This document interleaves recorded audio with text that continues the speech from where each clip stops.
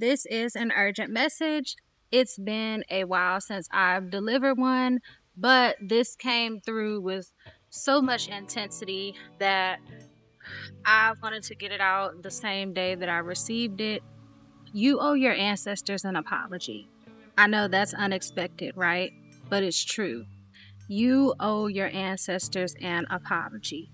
Those of us that practice some form of ancestral veneration, whether we label it as hoodoo, voodoo, or we just are aware of our ancestors and we continue to keep certain traditions alive today, such as going to church or cooking a certain dish or having certain family gatherings or whatever it may be. This message is for you, but even more specifically, it is for my people that consciously practice ancestral veneration. Now, for my astrology babes that follow me to keep up with the sidereal lens of astrology and to get specifically my insights on what's happening in real time in the sky, we are freshly entering into Jupiter in Cancer. Now, Jupiter in Cancer did happen in November 2025, okay? And if you go back through my content, you'll see that you'll get some of those messages and energies that will be relevant at this time. A lot of us are in need of some spiritual nourishment, right? And sometimes we confuse spirituality, we confuse spiritual nourishment with intellect and stuffing our brains with information and exposing ourselves to whatever new information that we can possibly find, whether it's about health and wellness or spirituality or whatever the latest news is politically or in the entertainment world. We're constantly stuffing ourselves with information, and a lot of people right now are struggling with psychosis. It's something that is coming up a lot in my experience personally, and I am going to be talking a little bit more about that throughout the rest of this year, because again, a lot of us are confusing spirituality with intellect. We're confusing spirituality with psychosis, and it's different. It's very much different, and it can definitely be a thin line between the two, between paranoia, psychosis, losing your mind, and being quote unquote awakened, right? But again, this is why it goes back to the core message that I'm really, really urgently delivering to you at this time. You owe your ancestors an apology. Because, see, if we were tapping in with our ancestors correctly, we wouldn't be so weak-minded. We wouldn't be so susceptible to some of the attacks that are out here today, whether it be attacks from your so-called friends, your family, whatever loved ones, or whether it be from people at your job or people that you just happen to cross paths with, a stranger or someone from your past. You wouldn't be susceptible to certain things if you were in proper relationship with your ancestors and if you weren't abandoning them and switching up on them. In ancestral veneration, you're creating a relationship with your ancestors first and foremost, but with your higher self, with your Ori, with any spiritual guardian that seeks to benefit you, protect you, love you, and elevate you in this earth plane, okay? So the thing that we have to understand about our guardians, our angels, our guides, is that they're there. They've been there, most of them, since you were a baby, since you didn't even, before you could even fathom that they were there, okay? And so they're the common denominator. But what's the variable is you. Your ancestors and your guides are not switching up. You are. you're switching up. And then you're wondering why certain things are happening. You're wondering why you feel weak. You're wondering why your faith is dwindling. It's because you switched up your relationship with them. They didn't switch up on you. They never did.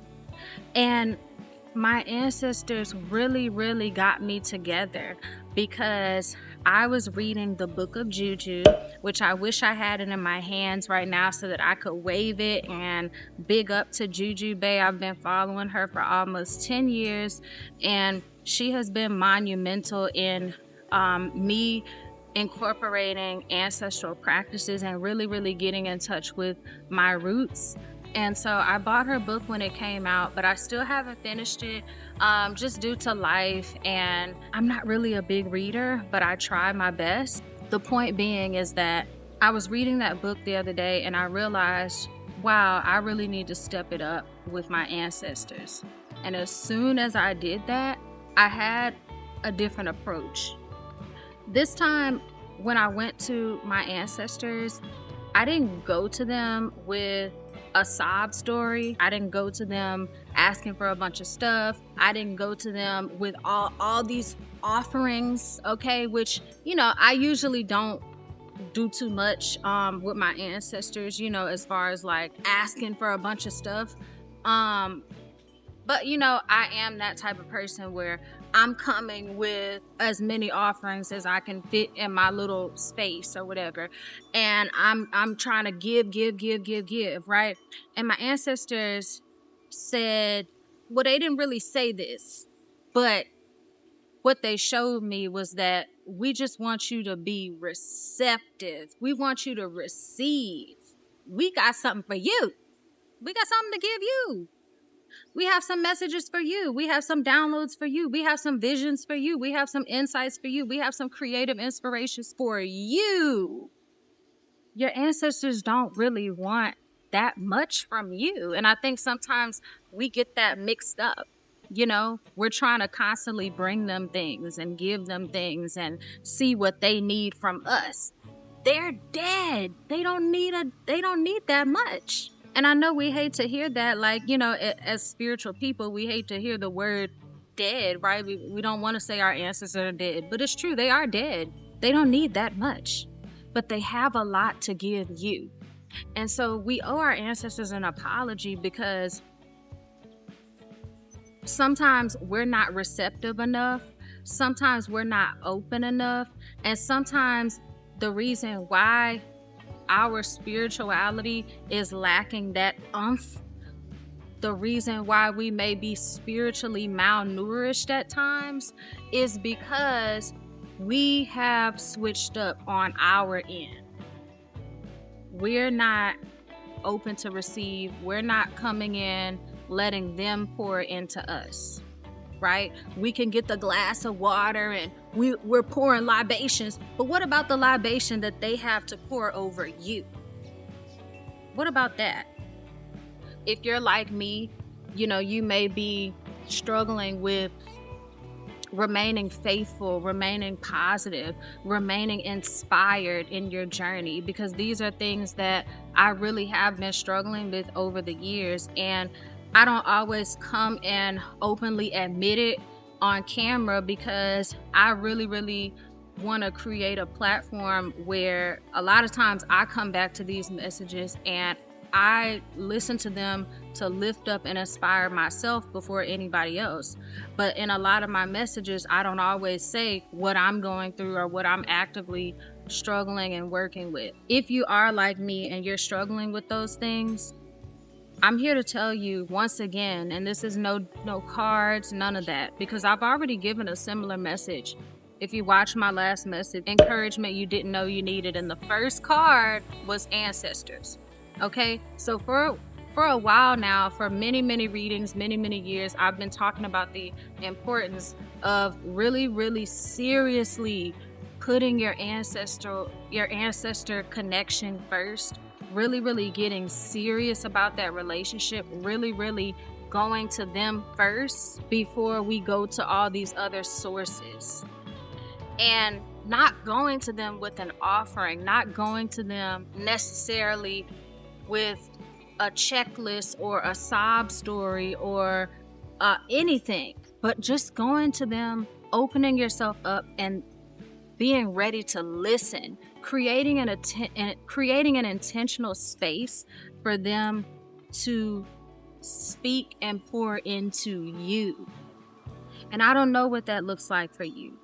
For me, it looks like burning some candles, yes, having some water around, but it also looks like playing some gospel music. It looks like fixing some food. It looks like just being quiet and being still and being silent and journaling and processing my thoughts and hearing the downloads and the messages as they come in and just going ahead and being like, okay, I'm gonna write this down. I'm gonna write this down. I'm gonna write this down so that I can remember what's coming through. But for you, it may look like something else. And I'm not even gonna tell you what it may look like. That's for you to figure out. But I want to tell you to be humble right now. Be humble. And if you do practice an ancestor-based tradition, I want to encourage you to be receptive to them, to open your ear, to open your mind, and open your heart to what your ancestors have for you. And then even on a higher level, what God has for you. Because once again, we can have all these tools, all these informations, all these insights. We can have the knowledge and still be lacking the faith and the belief. And we can still be lacking the spiritual nourishment that we need to just get through the smallest and the biggest battles. All because we're confusing deep spiritual relationships. We're confusing a healthy mindset. We're confusing a balanced nervous system. We're confusing our spiritual health and wellness with knowledge, intellect, and information. It's not the same thing. And you need somebody to tell you that. Some of us are very intelligent, very smart, very self-aware, very even wise. We might be psychic and all of that, but we're spiritually malnourished because we can't receive. And we think we have way too much figured out, way more figured out than we actually do. It's our ancestors who can really help us to see the big picture. It's our ancestors who can really help us to know the difference between a distraction and a destiny. It's our ancestors who can tell us, no, you're not crazy. And it can be our ancestors that ground us as well and tell us to put that phone down and log off of that and stop watching that. It's just the simple things sometimes that we need help with, but you have to open up. You have to realize that it's not all about what you can do, what you can give, what you can offer, what you want.